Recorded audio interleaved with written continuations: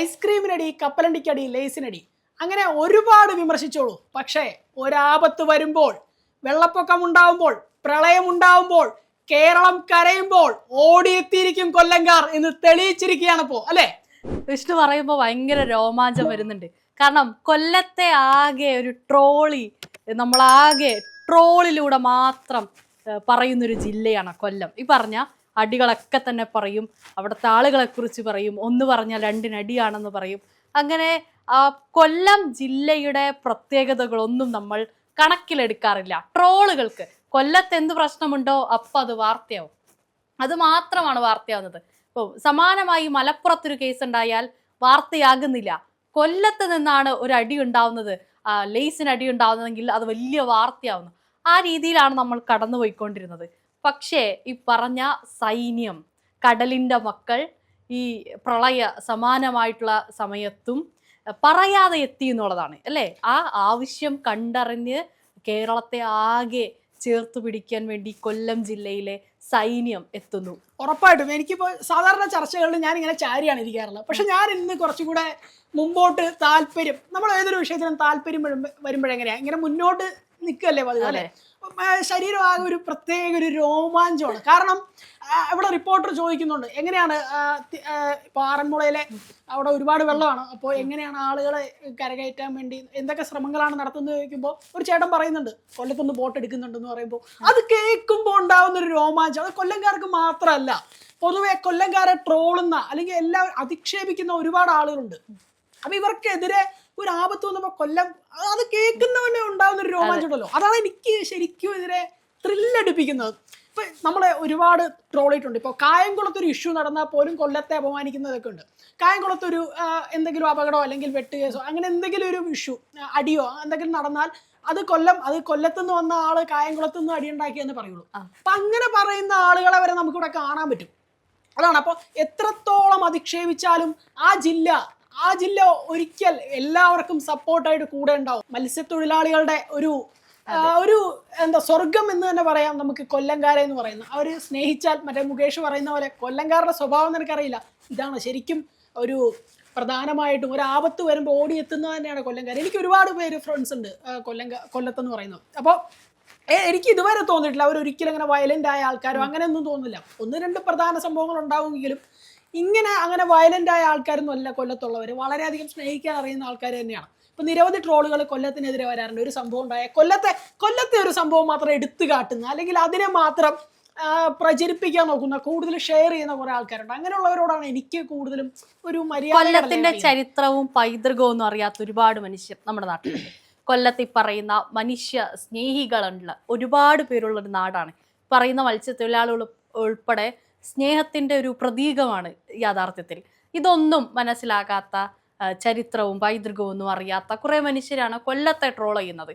കൊല്ലം എന്ന് പറയുമ്പോൾ എന്തോ ഒരു വലിയ സംഭവമാണ്, അടിക്ക് മാത്രം നിൽക്കുന്നതാണ് എന്നുള്ള രീതിയിലേക്ക് ഈ വ്യാഖ്യാനിക്കുന്നത് ഈ സോഷ്യൽ മീഡിയയിലാണ് ഏറ്റവും കൂടുതൽ ഇത്തരം പ്രചരണങ്ങൾ ഉണ്ടായിട്ടുള്ളത്. ഇപ്പോൾ കൊല്ലം ജില്ലയുടെ ഒരു ഇമേജ് തന്നെ ക്രിയേറ്റ് ചെയ്തിരിക്കുന്നത് സോഷ്യൽ മീഡിയ ആണെന്ന് പറയാം.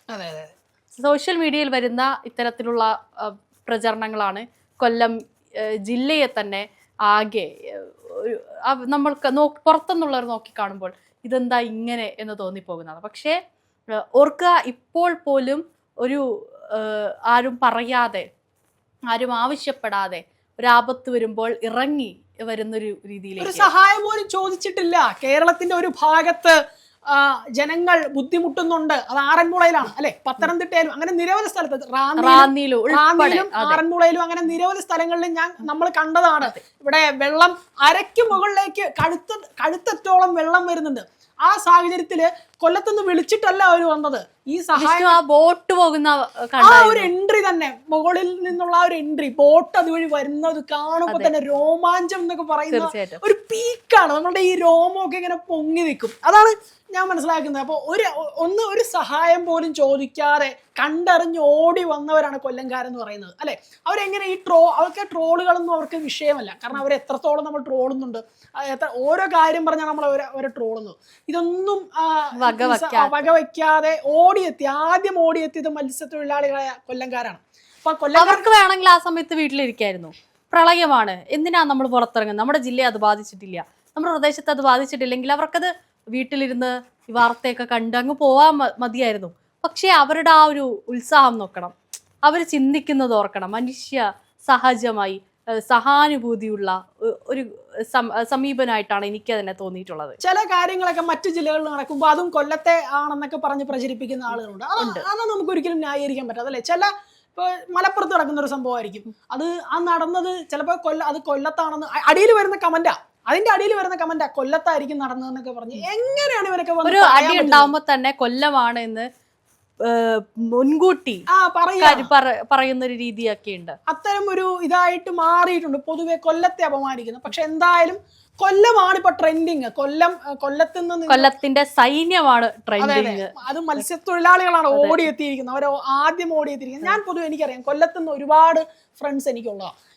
ഇവരെല്ലാവരും വളരെ അടിപൊളിയായ ആൾക്കാരാണ്. കാരണം അത്രയ്ക്കും കട്ട സപ്പോർട്ടാണ്. നമുക്കൊരു പ്രശ്നം വന്നാൽ കൂടെ നിൽക്കുന്ന ഒരു ആളുകളാണ്. വളരെ ഞാൻ ഇന്ന് വരെ കണ്ടിട്ടുള്ള ഒരു വയലന്റ് കൊല്ലംകാരനെ ഞാൻ ഇതുവരെ കണ്ടിട്ടില്ല.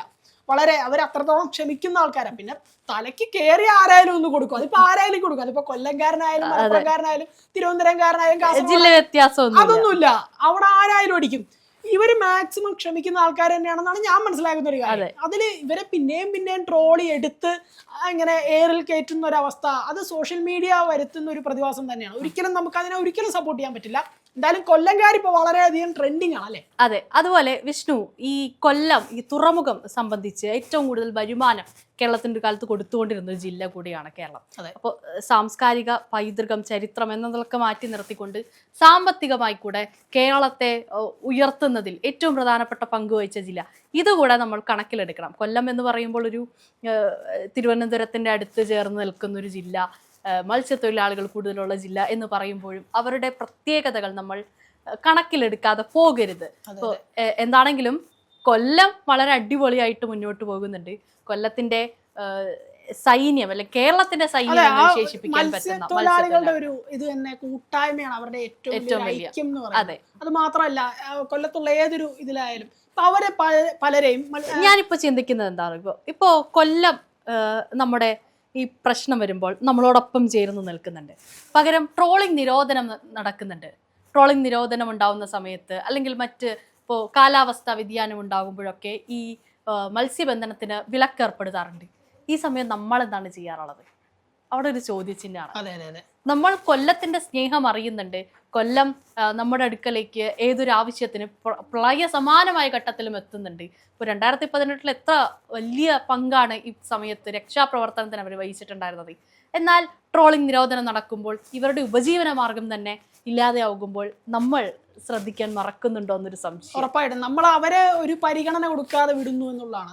ഇതെന്തായാലും ഇങ്ങനെ ഒരു വിഷയമൊക്കെ വരുമ്പോൾ ഇവിടെ കേരളം ഒരു വെള്ളത്തിനടിയിൽ നിൽക്കുമ്പോൾ അവൻ ഒച്ചയുണ്ടാക്കുമ്പോൾ അവൻ അലമുറയിട്ട് കരയുമ്പോൾ ഓടിയെത്തുന്ന അല്ലെങ്കിൽ അവരെ സംരക്ഷിക്കാനെത്തുന്ന നമ്മൾ ഡിങ്കൻ എന്നൊക്കെ പറയില്ലേ, അതുപോലെ ഓടിയെത്തുന്ന ഒരു വിഭാഗം അല്ലെങ്കിൽ നമ്മളെ എത്രത്തോളം സപ്പോർട്ട് ചെയ്യുന്ന ഒരു കൂട്ടായ്മയായിട്ട് കൊല്ലം മാറിയിട്ടുണ്ട്. അത് പുതുപ്രതീക്ഷയാണ്, നാടിൻ്റെ ഏറ്റവും വലിയ പ്രതീക്ഷയാണ്.